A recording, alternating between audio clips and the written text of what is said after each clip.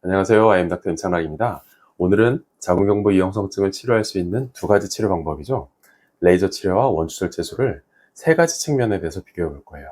처음에는 조산 가능성, 두 번째는 이형성 세포를 모두 다 제거할 수 있는지, 그리고 세 번째는 재발률은 얼마 정도 되는지에 대해서 비교를 해 볼 텐데요. 이 두 가지 치료를 비교해 보는 이유는 원추절제술은 보통은 2단계 이상의 굉장히 진행된 분들한테 권유를 하는 치료고, 레이저 치료 같은 경우는 1단계나 2단계 극초반 이 정도에서 권유하는 치료인데, 이게 구분이 그렇게 명확하진 않아요. 1단계인데도 원추절제술, 아니면 2단계, 3단계도 레이저 치료 이렇게 권유하는 경우도 있고, 병원마다 다른 경우들도 많거든요. 그래서 두 가지의 차이점과 공통점, 혹은 주의해야 할 점, 이런 것들을 알지 못하면 선택하는 데서 굉장히 망설여질 수밖에 없어요.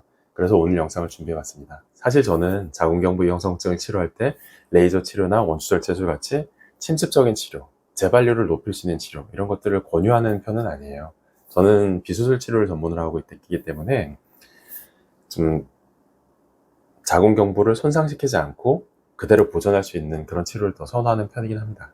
그런데 오늘 설명을 들어보시면 레이저 치료나 원추절제술에 대해서 어떻게 선택해야 될지에 대한 기준이 좀 명확해질 수 있고요. 또 이런 치료 말고 비수술 치료를 한번 선택해 볼까 하는 그런 기준까지도 오늘 설명이 들어있으니까 영상 끝까지 시청해 주시기 바랍니다. 처음 비교해 볼 건 조산 가능성인데요. 임신 8개월차, 9개월차 돼서 아기가 이렇게 커지기 시작하면, 지금 아기도 굉장히 크죠?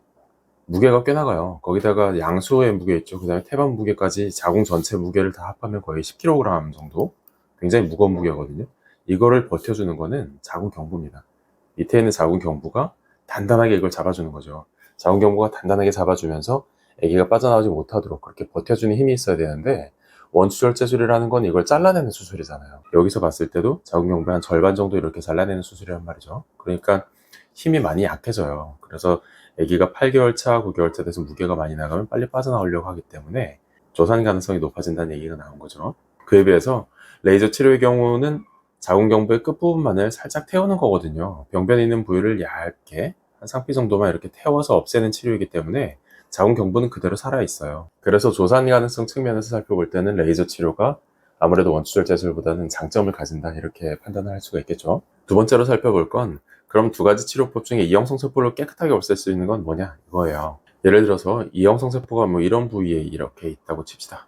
레이저 치료 같은 경우에는 이 이형성 치료 있는 부위를 태워 없애겠다는 거죠. 그래서 레이저로 이렇게 쭉 지나가면서 태운단 말이죠. 지금은 좀 과장해서 그리긴 했어요. 이걸 굉장히 선생님들이 꼼꼼하게 태워주시긴 할 텐데, 그렇게 태우는 과정에서 과연 다 없앨 수 있냐는 의문이 남죠. 이런 부분들 있잖아요. 레이저가 지나가지 않은 부분들. 지금은 좀 과장돼서 그랬지만 현미경적으로 확대해놓고 보면 이런 부분이 무조건 생길 수밖에 없는 구조이거든요. 그러니까 레이저 치료를 통해서 이형성 세포를 모두 없앨 수 있냐, 이런 의문이 남고, 실제로 레이저 치료를 한 다음에 3개월에서 6개월 뒤에 검사를 해보면 여전히 남아있는 경우가 굉장히 많아요. 그러니까 레이저 치료를 계획한다는 건 일단 이형성 세포를 조금은 남긴다는 얘기예요. 그런데 그 남아있는 조금의 이형성 세포를 나의 면역력을 통해서 없애겠다, 이런 거를 전제로 하고 치료를 시작하는 것이라서 HPV 바이러스의 활성이 그렇게 높지 않을 때 선택하는 게 좋아요.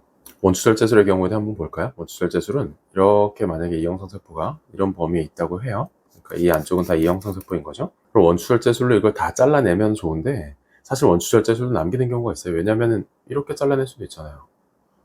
이게 눈에 보이지 않는 것이기 때문에 이 안쪽은 다 잘라내서 이제 없어졌다고 하더라도 이런 부분에 있는 것, 이런 부분에, 이 바깥에, 수술한 영역의 바깥에 있는 부분에는 여전히 이형성 세포가 남아있을 수 있다는 거죠. 보통 이런 경우를 수술한 사람들이 한 20% 정도 남는다고 생각을 해요. 10명에 대해서 원추절제술을 시행하면 그 중에 2명 정도는 여전히 이형성 세포가 남아있다, 이런 가능성을 염두에 두셔야 돼요. 그래서 원추절제술로 다 절제를 했다고 하더라도 나 이제 치료 끝났어 하는 게 아니고, 3개월 뒤에 반드시 자궁경부암 검사와 HPV 검사를 통해서 다 없어졌는지에 대한 확인을 꼭 하셔야 됩니다. 이거는 염두에 두시고 원추절제술을 선택을 하셔야 되는 거예요. 그리고 세 번째로 비교해 봐야 될 거는 재발 가능성이에요. 재발이라는 게 왜 되냐면, 아마 제 영상 보셨던 분들은 굉장히 익숙한 그림일 텐데, 이거 미세 상처거든요.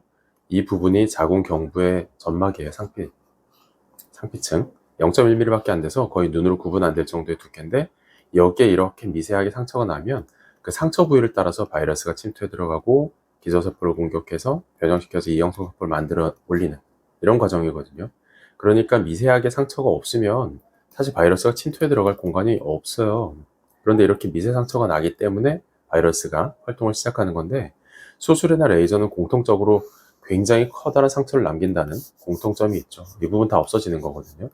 그러니까 남아있는 이 기저세포들, 피부가 회복된 한 2달이라는 기간 동안 바이러스에 그대로 노출된단 말이죠. 이런 치료 방법들을 통해서 이 영성세포를 다 없앴더라도 바이러스 활성이 극도로 많이 높아지기 때문에 재발률이 높을 수밖에 없다. 이거는 2가지 치료법 모두 다 공통적으로 가지고 있는 단점이에요.